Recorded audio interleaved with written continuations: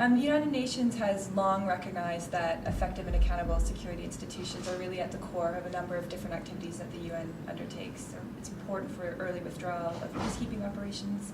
Effective SSR is essential for early recovery, and most importantly, effective SSR is at the core of sustainable peace building and longer-term development. Member states have long recognized this, as has the UN itself. There has also recently been an acknowledgement, though, that despite the fact that SSR really is at the core of many of the UN's activities and sustainable peace building in many of the contexts where the UN is active, the UN has a very limited capacity to actually deliver on the SSR-related activities it's being mandated to undertake. Often, despite the fact that we've been engaged in SSR-related activities for decades, our support to national authorities in this area has been very ad hoc. So as a result of this combination of factors, member states asked the UN system to produce a report or a framework. It's the Secretary General's report on SSR to really outline a holistic and coherent UN approach to security sector reform that would serve as our basis or a framework for moving forward in this area.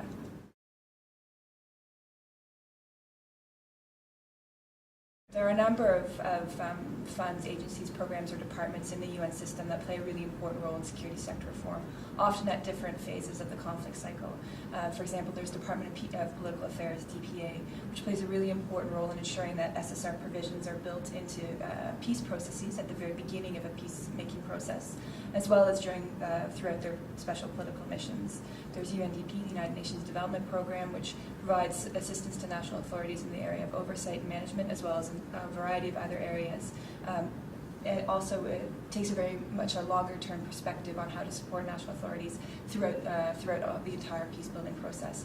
That's also true of the Peace Building Support Office, which is the support office for the Peace Building Commission, which supports national authorities in sustainable security sector reform following the withdrawal of a peacekeeping operation.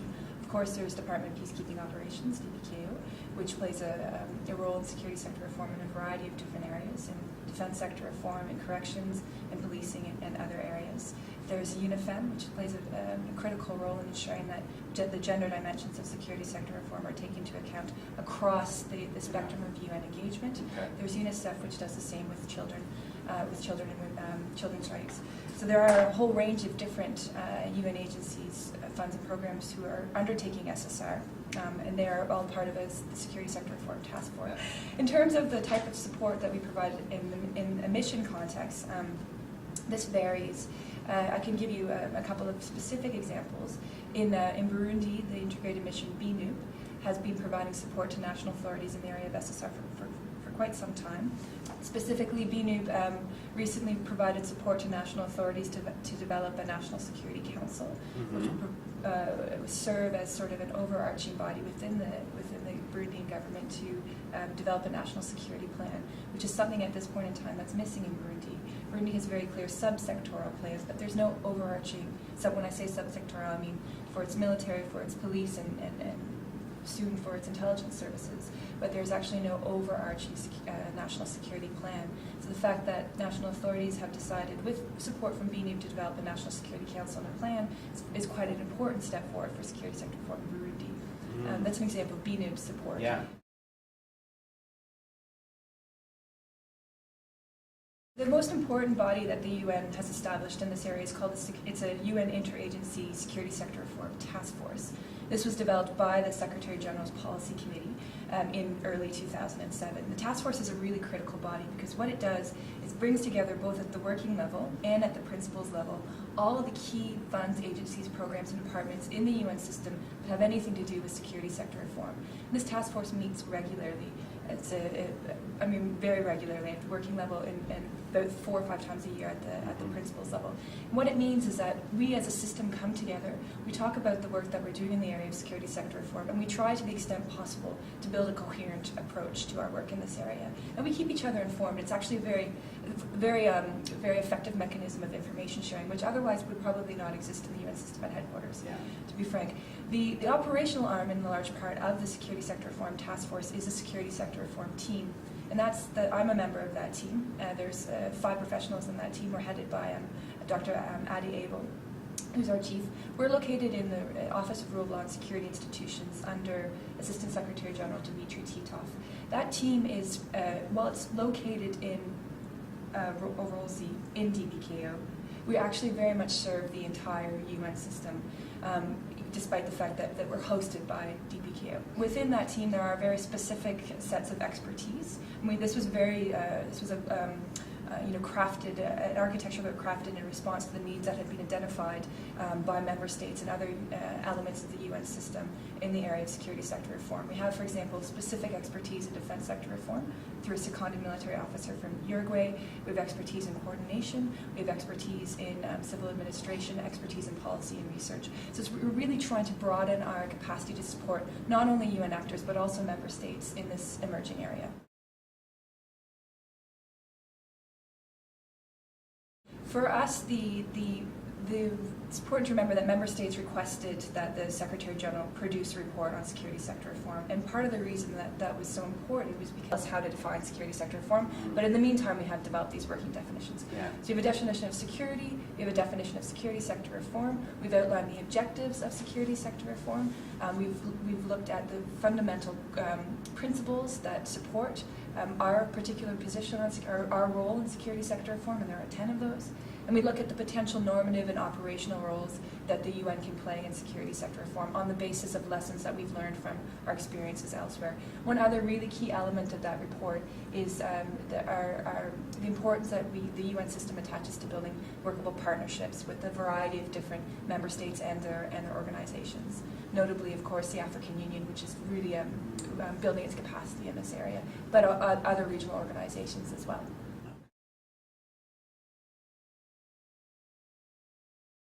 In most contexts, our role in the area of security sector reform is modest, and that the bulk of support will come from member states and their organizations. Where the UN may have a real niche or added value is in working towards developing a transparent framework on security sector reform. There are a number of, as we've discussed before, a number of different security sector reform principles, handbooks, guidelines out there. South Africa, for example, has some very clear thinking on security sector reform. ECOWAS, the African Union, is on its way to developing a framework. OECD, EU, there are a range of different really good thinking out there. What the UN's value added here maybe is we have universal membership. We have buy-in from, ultimately our approach to security sector reform is going to reflect the priorities of a range of different member states. It's going to be a transparent framework. I think we're in a very good leadership position to develop norms and standards in this area that really reflect a whole variety of different priorities. And that's where I think our value added is. It's at the political strategic level, it's at developing norms and standards, and ultimately this will position us better to support national authorities in this area.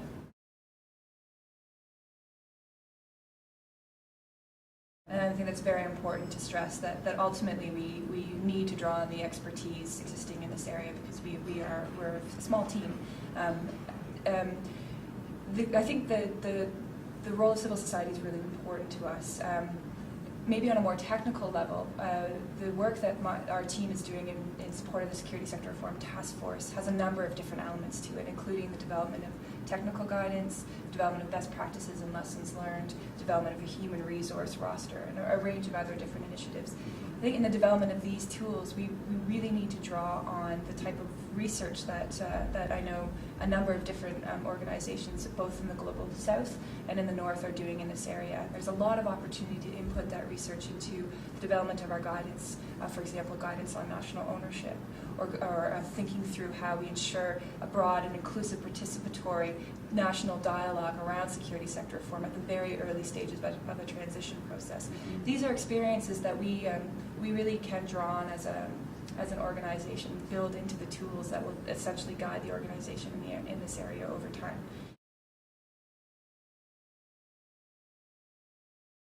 This is a key tool for us as well. We've found over time that we are receiving a whole range of requests for security sector reform expertise, both from national authorities, just to help with various elements of the security sector reform programming, or from our field missions.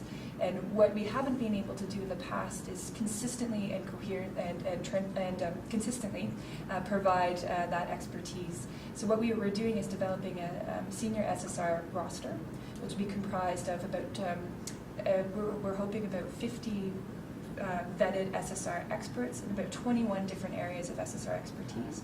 These rosters will be on call for short-term, timely deployments to support national authorities or field missions in specific areas of SSR. And that roster is, if all goes as planned, will be developed by January, or I should say early 2009.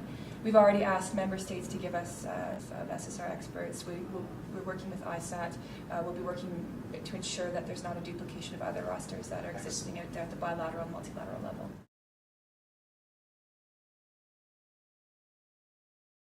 I think a case that we haven't talked about is Central African Republic. And in Central African Republic, the national authorities held a national dialogue on security sector reform in April. And they were able to develop very comprehensive thinking and fairly comprehensive program on, it was a national dialogue on security sector reform that identified the challenges in many different subsectors of the security sector, and set out a plan for moving forward to ensure that these challenges would be addressed over a specific period of time. And that was very much that was led by national authorities. However, UNDP provided a great deal of support for that national dialogue process, and it's now providing a lot of support in following up on how best to meet those needs over time. So again, I want to stress that it was national authorities that led that process, but with real backing from a number of different UN entities, including most prominently UNDP.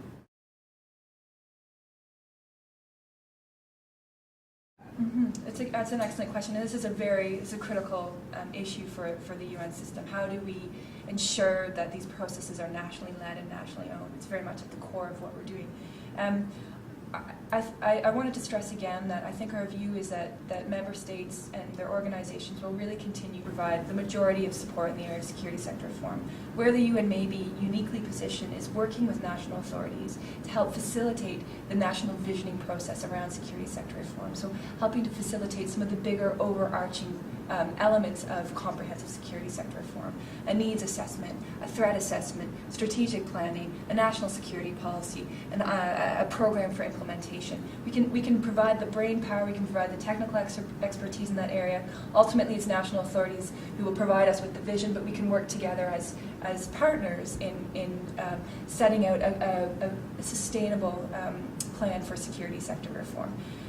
That's where I think our value added is in the area of security sector reform. Of course, we have very solid expertise in the police division, in providing support and training for the police, in the corrections, providing support and training for corrections and judicial reform. But I'm talking more broadly about the more comprehensive approach to security sector reform. That's where I think the UN's value added is.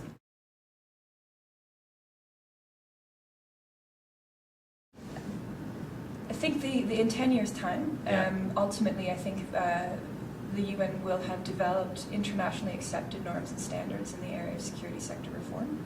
These norms and standards will then serve to guide not only our work in security sector reform, but also potentially the work of other international organizations and member states working in this area.